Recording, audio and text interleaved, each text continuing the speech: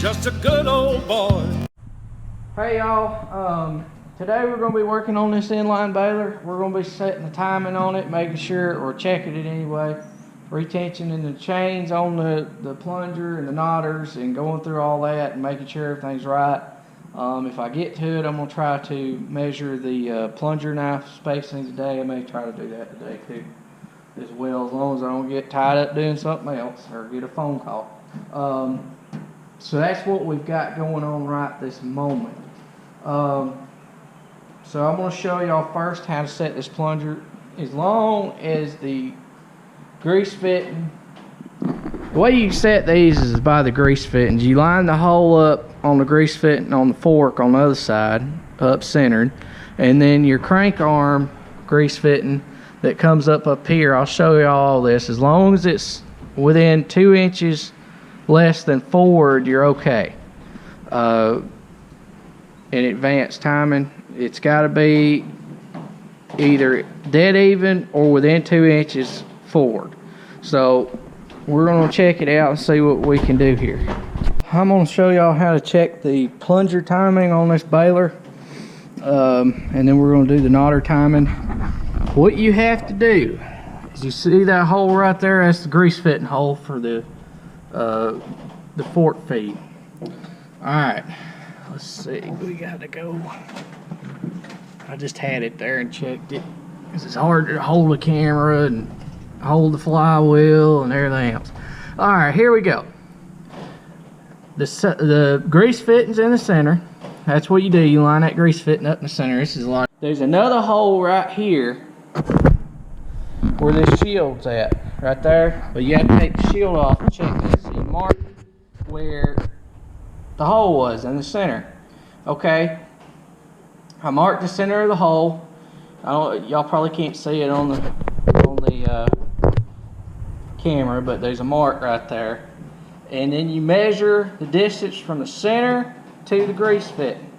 Now, if the grease fitting is within 2 inches of tolerance from the center mark, it's okay. But if it's not, it's out. So I'm actually 1 inch ahead, and that's within tolerance. As long as you're within tolerance of 2 inches, you're good to go. So the next thing we do in checking the plunger timing is by the forks. If you look down in there, you turn the flywheel till the forks are at their highest point, or their closest point to the front knives right here on the front of this plunger. Now, and then you measure the gap spacing between the knives and the plunger. I can tell you right now, just looking at it, we're good. It's got to be within no closer than 1/4 of an inch is the closest that you can run these at, and then after that, as far as the spacing between that fork arm and that knife. And it looks like we're good. I don't think I see anything wrong with that part. It looks like it's okay. So the plunger is in time. So now we got to check the knotters. So the first thing I got to do to check the knotters, trip it, and then we got to turn it.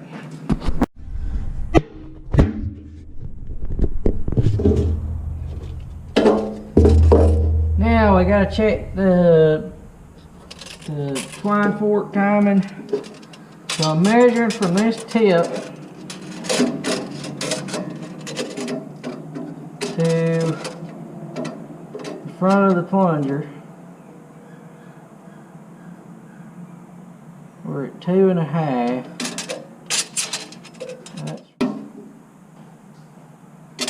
We're off by about 1/4 of an inch.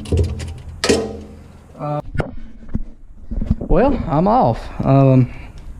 So this is why you go through these balers. Now it's very little.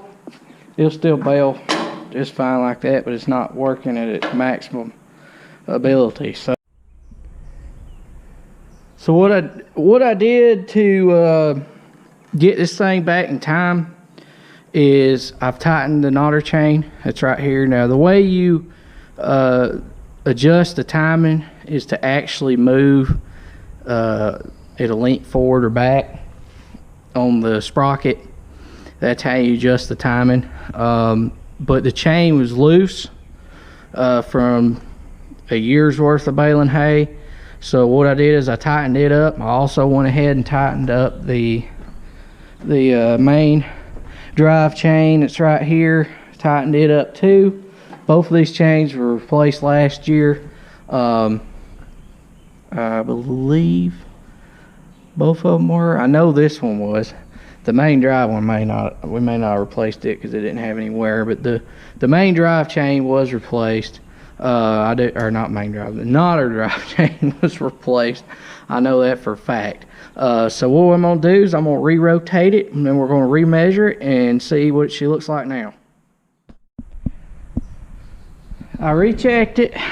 We're still off by 1/4 of an inch. So now we have to take the chain loose and move. I gotta try to remember if it was up one or down one, which direction, but we've got to take the chain loose and move it one length. So we're going to do that right now.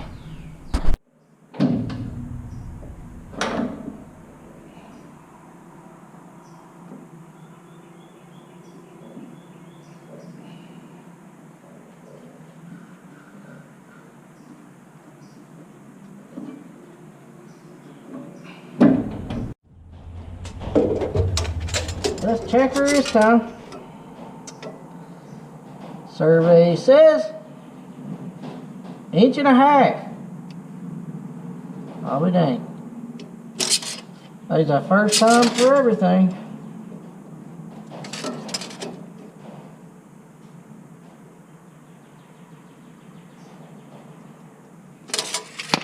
I ain't never had it that close before. Or early. Got it there, but it's there.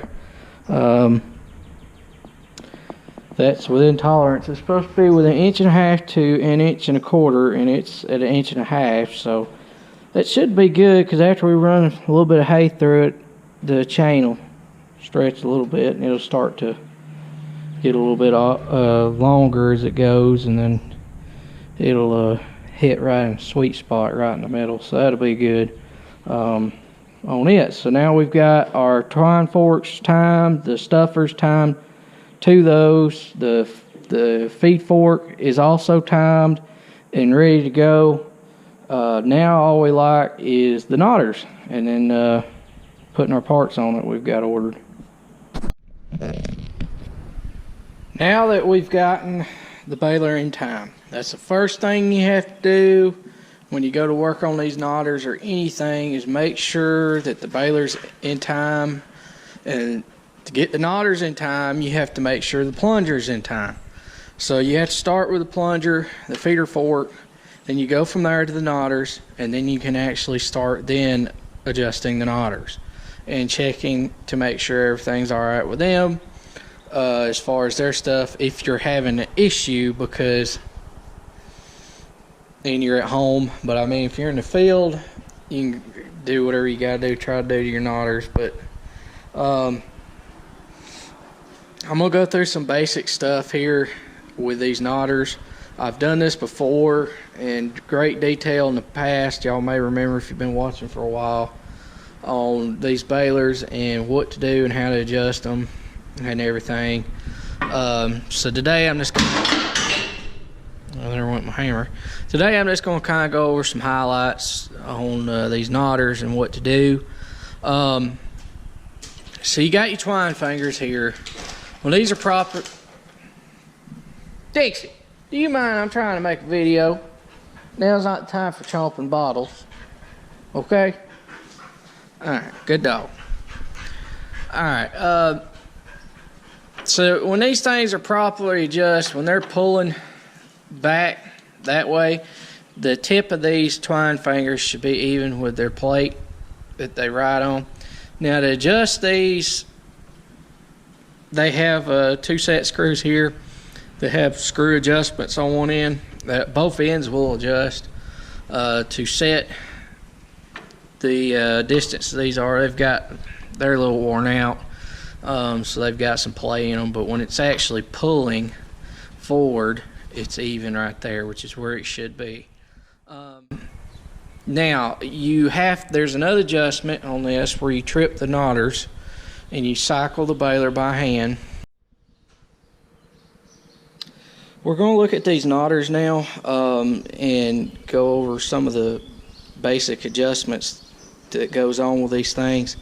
I've went in full detail before on each and every piece of this in separate videos, so I'm just kind of going to go over some of the more common adjustments that you do. First we'll start with the twine disc and the clean outs. You're supposed to have the clean outs on these Hestons, according to the book, even with the twine disc. I actually like mine just a hair past, which is kind of what this one is. I know it's hard to see on the camera exactly. Let me get in there. Maybe y'all can see it. See how it's just barely past? That's the way I like mine. This one here has got to be adjusted just a tad. It's not bad though. A lot of people or manufacturers actually have you run them that way. To adjust these, you just loosen this tap right here up and you twist this little screw gear one way or the other, and then it'll adjust those. The next adjustment that you commonly see on knotters is actually the knife arm, stripper arm, I guess I've heard them called before, different things, and how they pass over the bill hook. To adjust these, what you do is you either hit it with a hammer here to pull it closer, or you hit it with a hammer here to pull it away. You do not want these to hang and be able to hold themselves up, but you do want them to have enough tension to where there is some resistance when the knife arm passes over the bill hook. The next thing is that I can recommend is always make sure you got sharp knives, or that the knives are sharp and they're making good clean cuts, because that can cause you a lot of issues too. Check your rollers in here to make sure they're not worn bad. Also your rollers on your bill hooks. For the bill hook adjustment, it has, try to hold this up while I do this, it has this cam track that it kind of follows in, I guess you could call it right here. The way you adjust it is there's supposed to be 10 to 20 pounds of pressure on this hook when it pulls down. When it's in that track right about there on that spring, and that roller is right in there on that. The way you adjust it is tightening this nut right here, but the way you check it is you actually take a pound spring and you hook it to this and you pull it down, and I think it's 1/8 of an inch or 1/16. I can't remember. I'd have to look in the book. For your baler, it'll tell you in your owner's manual what the down pressure pull on that is supposed to be when it's in the right spot and has pressure on it. And for it to open that distance that it says, it has a poundage that you adjust the spring to for the amount of pressure it has on it. Now for your twine holder adjustment, which is this spring right here that pushes pressure on this twine holder right here, the way you adjust it is through this nut. It's more or less just feel on it. There's no poundage that they require or want it to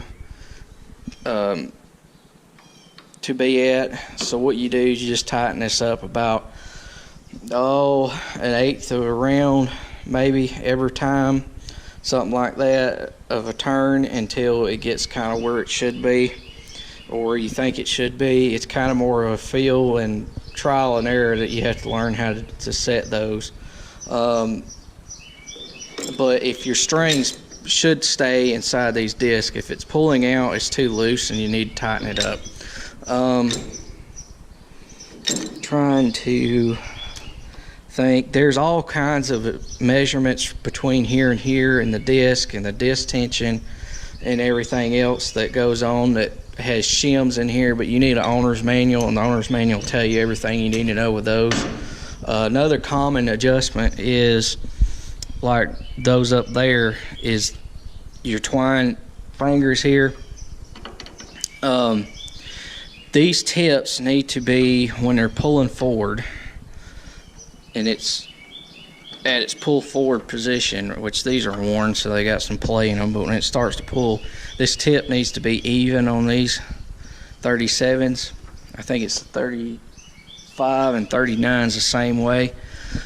That has to be even. There's also another adjustment, which isn't a more common adjustment, as far as causing that you can adjust out in the field. When you get it back in the shop, you go over all this other, some of this stuff. The needles, when they pass through, there's actually a gap spacing that these twine fingers are supposed to be from the needles to the finger. That'll tell you in your owner's manual how to measure that. The way you adjust that is you loosen these two bolts right here and move it back and forth, and when you do that, you will also have to readjust your twine fingers with these double locking nuts that's right here to twist those around.